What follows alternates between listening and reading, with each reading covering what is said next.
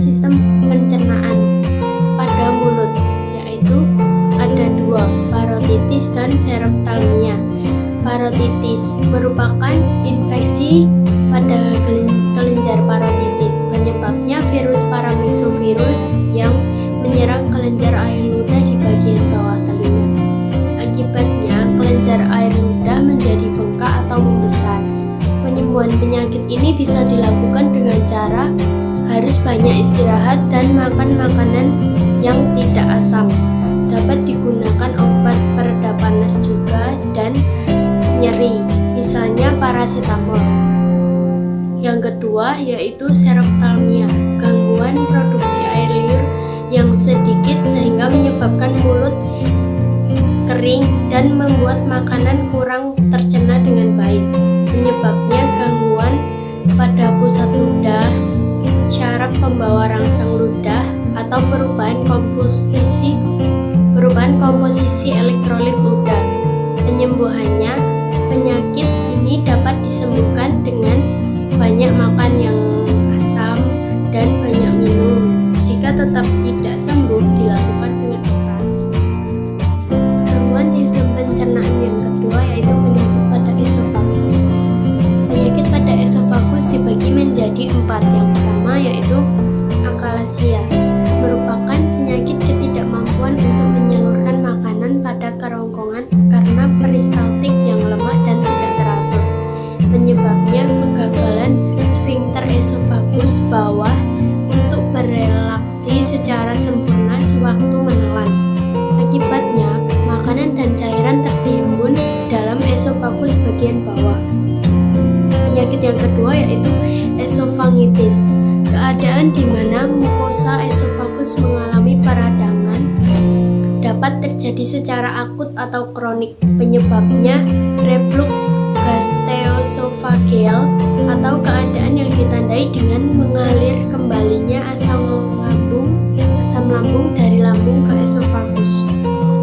Yang ketiga yaitu karsinoma esofagus, pertumbuhan ganas dari sel-sel epitel yang cenderung menginfiltrasi jaringan sekitar esofagus dan menimbulkan metastasis atau penyebaran tumor atau kanker pada saluran esofagus. Mayoritas tumor pada esofagus adalah tumor ganas. Yang keempat, gastroesophagus reflux, yaitu peristiwa masuknya isi lambung ke esofagus, merupakan aliran balik isi lambung atau duodenum ke dalam esofagus, baik pada orang dewasa maupun anak-anak. Gangguan sistem pencernaan yang ketiga yaitu gangguan pada lambung. Yang pertama, gangguan gastritis, yaitu radang akut pada dinding lambung. Penyebabnya makanan yang kotor, infeksi mikroorganisme, kelebihan asam lambung. Penyembuhannya dengan antasida, diperlukan untuk membuat lapisan pelindung pada lambung. Antasida yaitu zat yang berfungsi untuk menetralisir asam lambung. Yang kedua yaitu kolik. Kolik adalah rasa sakit pada saluran pencernaan akibat penyumbatan saluran pencernaan. Penyebabnya banyaknya konsumsi makanan, cabai, dan alkohol. Yang ketiga, tukak lambung, yaitu luka pada lambung yang umumnya disebabkan oleh infeksi bakteri tertentu, sehingga ada luka pada dinding lambung bagian dalam. Akibatnya HCl berlebih. Penyembuhannya dengan antibiotik untuk membunuh bakteri. Bisa juga dengan obat-obatan yang disebut proton pump inhibitor atau PPI untuk mengurangi produksi HCl. Yang keempat ada peritonitis. Peritonitis adalah peradangan yang biasanya disebabkan oleh infeksi pada selaput rongga parut.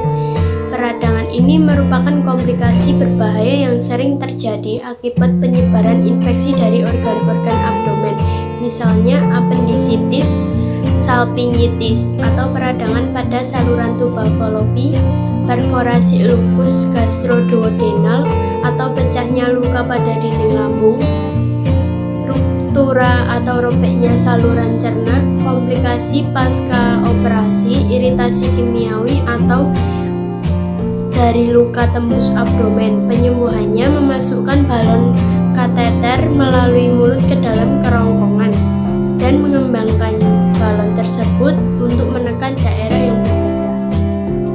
Penyakit gangguan sistem pencernaan yang keempat adalah gangguan pada usus. Dibagi menjadi 4. Yang pertama yaitu appendicitis. Appendicitis adalah radang pada apendik terjadi karena penumpukan kotoran atau sisa-sisa makanan di dalam usus besar, terutama di usus buntu. Fungsi apendik adalah menstimulasi mekanisme pertahanan tubuh terhadap serangan berbagai kuman. Penyembuhannya dengan pembedahan segera dilakukan untuk mencegah terjadinya ruptur atau putusnya otot. Yang kedua yaitu diare. Diare merupakan proses defekasi terlalu sering dengan feses yang mengandung air. Pada diare, infeksi paling luas terjadi pada usus besar dan pada ileum. Penyebabnya pergerakan yang cepat dari materi tinja sepanjang usus besar. Penyembuhannya dengan memberi oralit pada penderita 3 kali sehari dan memeriksakan ke dokter. Yang ketiga yaitu sembelit atau konstipasi. Defekasi berlangsung lambat karena usus besar mengabsorpsi air terlalu banyak sehingga feses kering dan keras. Penyebabnya kebiasaan buang air besar yang tidak teratur dan kurangnya minum air putih. Kurangnya makan makanan yang berserat atau sayur dan buah. Pencegahannya dianjurkan untuk membuang air besar teratur tiap hari dan banyak makan sayuran serta buah-buahan, memakan makanan yang mengandung serat tinggi, dan memberikan suplai obat pada penderita. Yang keempat yaitu hemoroid atau ambeien atau wasir. Keadaan membengkaknya vena pada anus, gangguan buang air besar dan terjadinya pembengkakan di dalam bagian pembuluh vena di dalam anus, sehingga saat buang air besar penderita akan mengalami pendarahan. Penyebab batuk kronis, duduk terlalu lama, kegemukan, mengenjan yang terlalu keras. Penyakit gangguan sistem pencernaan yang kelima adalah penyakit pada pankreas. Ya, ada satu penyakit yang disebut dengan pankreatitis. Peradangan pada pankreas atau pankreatitis akut berlangsung cepat maupun pankreatitis kronis berlangsung lama. Penyebab umumnya yaitu alkohol dan terhambatnya tonjolan vatari atau akhir saluran pengeluaran pankreas oleh batu. Penyakit gangguan sistem pencernaan yang terakhir yaitu penyakit pada sistem digestif lainnya. Gangguan pada alat pencernaan atau akibat keracunan makanan, misalnya penyebab bakteri seperti Salmonella typhi atau tifus atau tipes dan Clostridium tetani atau kaku otot, kelumpuhan bahkan kematian.